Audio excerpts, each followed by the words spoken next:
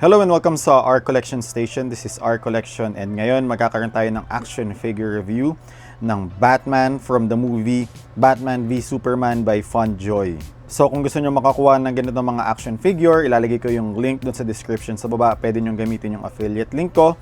Big help siya to support the channel. Kung bago pa din kayo sa channel ko, ano pa yung hinihintay ninyo?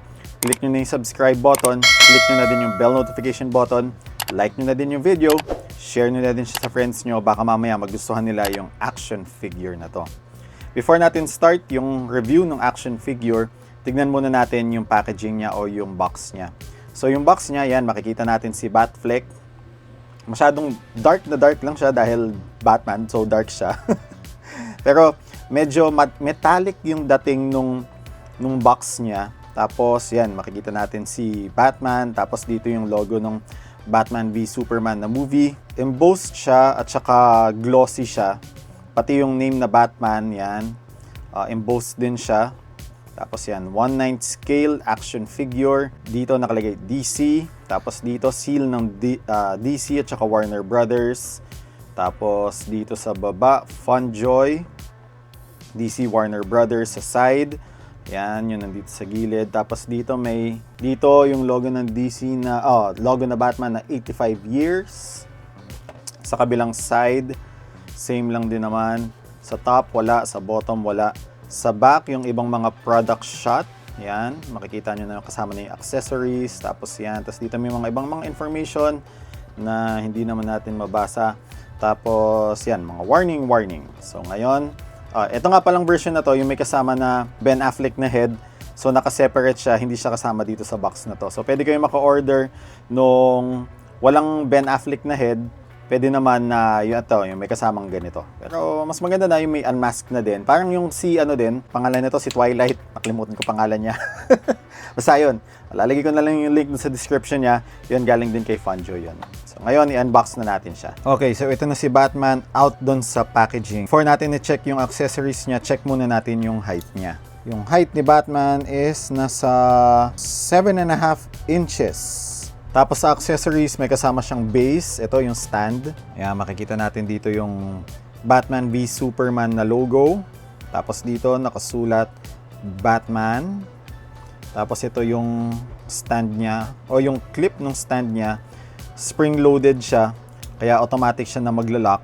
Same both sides. Ayan. Tapos ito, ipapasok nyo lang dito. Ayan, ilalock nyo lang na ganun. Pagka nag-click na siya, automatic nakakabit na yon.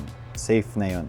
Tapos ito yung alternate na head ni Batman as Bruce Wayne. Check lang natin yung details niya. So ito, nagagandahan ako sa sculpt. Ito yung kasama din pala yung dun sa ikakabit nyo dun sa cowl niya. Ayan. Pang clip dun sa cape.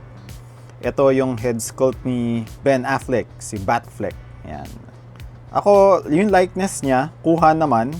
Medyo hawig siya. Kaya maganda yung mold na ginawa ni Funjoy. Ayan, ganda ng details ng mukha niya. Ayan, no? Natin. Tapos yung parang may konting, ewan ko parang ang nakikita ko parang may konti siyang aftershave. Tapos yung mata, ang ganda ng paint ng mata niya. Parang tinititigan ka niya. Ayan, Ganda, Tapos yung sa hair, maganda yung, medyo may konting paint defect lang ako dito. Ayan, may balakubak si Batfleck. Ayan, may konting-konti pero pwede niyo namang kulayan na lang 'yan kung may ganyan din yung makuha ninyo. Ang ganda nung mold nung head ni Batfleck dito. Tapos meron siyang yung gas mask na may logo din na Batman. Maganda din yung pagkaka-mold nila. Ayan, ito yung detail. Tapos ito naman yung grappling hook holding hands ni Batman na may pang trigger finger siya na pwede nyo gamitin. Dito nyo ikakabit yung grappling hook niya. Ito naman yung Batarang holding hands. Ayan. Tapos may knuckles din yung pang suntok niya. Kaya maganda din. Tapos ipahawak natin o check na din natin yung Batarang niya. May kasamang dalawang Batarang. Ingat lang kayo kasi maliit lang siya. Pwede nyo siyang ma-misplace. Yan. Tapos meron din siyang thumbs up na hand. Hindi ko maalala kung kailan niya ginawa to. Yung naka-thumbs up siya. Maganda din yung detail nung alternate na hand na to. Ayan o. Ayan. Yung gloves niya. Maganda yung ginawa ni Funjoy. Si Funjoy magaling din pagdating sa detailing ng mga figures nila. Ngayon, check natin yung details ng figure. So, ito yung kasama dun sa kanya, wired na cape. Yung cape niya medyo hindi ko siya ganun ka-feel. Pero, mukha naman siyang leather dahil parang leather yung gamit ni Batman dun sa Batman v Superman. Tas malaki din naman yung cape niya. Ayan, ganyan siya kalaki. Yung haba ng cape niya is from tip to tip is around 15 inches. Malaki yung scope ng cape niya. Wired din naman siya, pero yung wire niya dito lang sa labas na part. Yung dito sa loob, hindi na siya wired. Kaya medyo mahihirapan kayo na i-post siya dahil walang wire. Sana nilagyan na lang din nila ng wire, di ba? Sa labas, medyo, matte din naman siya. Medyo glossy siya ng konti. Tapos dito sa loob is matte. Magkaiba sila ng texture din. Ito parang leathery yung dating sa labas, sa loob. Iba na yung texture niya. Mukhang tela na. Ayan. Ayan. Check natin yung mukha ni Batman. Ayan. So, ito yung cowl niya. Ayan. Kuha naman yung likeness ni Batman. O yung mukha ni, yung parang baba talaga ni Ben Affleck. Kuha naman. Ayan. Tapos maliit lang din yung sungay. Ayan. Medyo nakakunot yung noo ni Batman. Ayan. Tapos yung details dito, ito yung Bat logo na malaki. Tapos maganda yung texture ng figure. Talagang ramdam mo na naka-ano siya. Yun nga, yung texture. Ramdam mo talaga yung texture niya, hindi siya yung flat lang. Kasi yan, may mga lines din siya na nakaangat. Kaya hindi siya yung cheap tignan pagka nakita ninyo ng actual. Kasi ito yung sa gloves. Yan.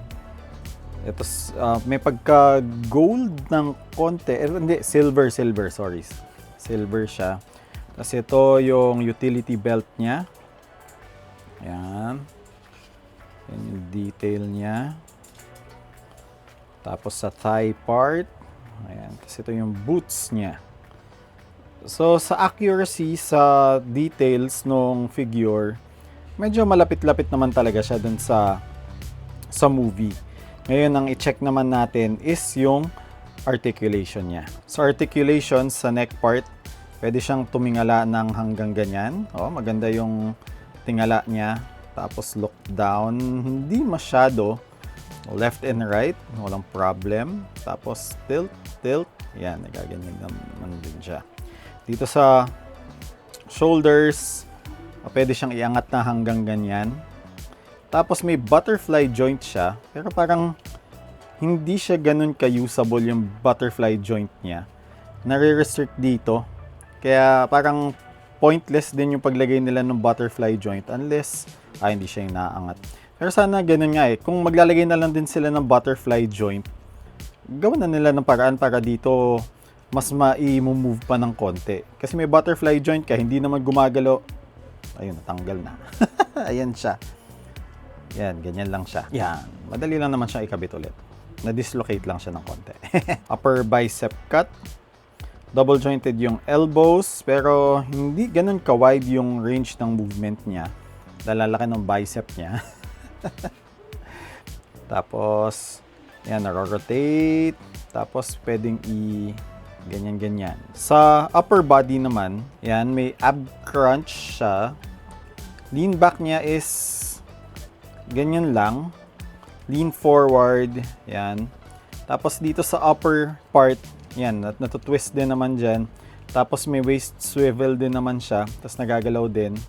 Kaya medyo wide din naman yung range ng movement dun sa body. Sa lower part naman, may drop down hinge. Yan. Para pwede nyong i-extend. Mas wide yung range ng movement. Wala siyang upper thigh cut. Pero dito, natutwist nyo naman tong part na to. Yan. Sa knees, double jointed din siya. Ayan, yung range niya. Tapos, dito sa lower part, may ankle pivot siya. Kaya madami na din naman na kayo magagawang mga action pose dito. Tapos kung magaling kayo mag-mod, baka pwede nyo i-mod yung ibang mga parts para mas maging wide yung range ng movement niya. Ngayon, palitan natin yung head niya. Ikabit natin yung Ben Affleck na head. So, ito, tatanggalin lang siyang buong yan. Ayan. Tapos yan, may butas naman dyan para maisasakto na lang yung cape doon. Tapos, may... ito kasi talagang nakakabit yung cowl doon sa ilalim. Kaya talagang kailangan na separate. So, sasakto nyo lang dito. Ayan, madali lang naman. I-align nyo lang yung hole dun sa peg nyo lang ng ganyan. Tapos, yan. Yan. Lock nyo lang. Tapos, kabit na natin yung ulo ni Batfleck. Tayin nyo lang na medyo matigas lang siya. So, ito na siya. Nakakabit yung head niya. Sana nagdagdag sila ng accessory na hawak niya yung cowl niya na walang naman. Pwede naman kung gusto nyo. Kaya lang, ang pangit. Ayan. Pwede naman nakaganyan. Ayan. Tapos ito, pwede siyang parang sumisigaw yung bibig ni Batman. Ah! Kung gusto nyo, kulayan nyo ng ngipin para sumisigaw siya. Hindi, yan, no. So, yan. Pwedeng ganyan. Ganda na.